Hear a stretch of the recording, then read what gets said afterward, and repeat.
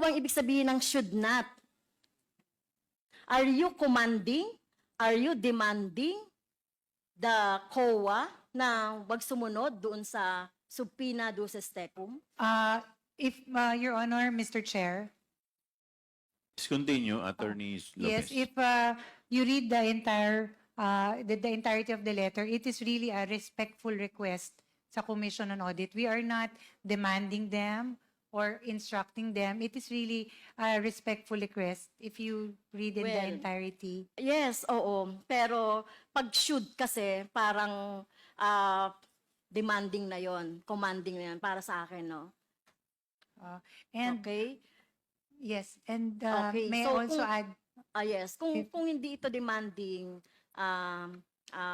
commanding, parang siga-siga ba yung Office of the Vice President na utusan yung OVP, Yung utusan COA. ang COA na hindi kami sundin ang uh, Congress or House of Ah, Representatives? Your Honor, Mr. Chair, hindi po siga-siga ang OVP. It is really just a respectful request, Your Honor, for them to consider our position. Like all position papers filed, ito po yung we feel that these are the issues that we needed to raise. So, Okay. which we addressed to the Commission on Audit.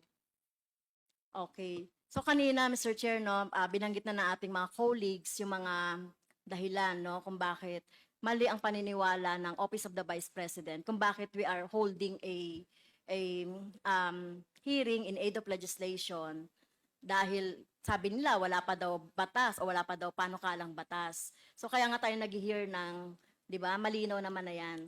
Pero dito sa letter na ito, Mr. Chair, may plano talaga ang Office of the Vice President na mag-interfere doon sa ating conduct ng ating proceedings.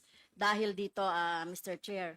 At I'm sorry, Attorney Lopez, no, dahil ikaw yung nakapirma dito. And according to our rule, one of the reasons on the undue is the undue interference in the conduct of proceedings. So may I move, Mr. Chairs, na nag-violate si Attorney Lopez dito sa ating proceedings or doon sa ating trabaho due to this Section 11 Letter F, undue interference in the conduct of proceedings. May I move to cite Attorney Lopez in contempt, Mr. Chair? I move.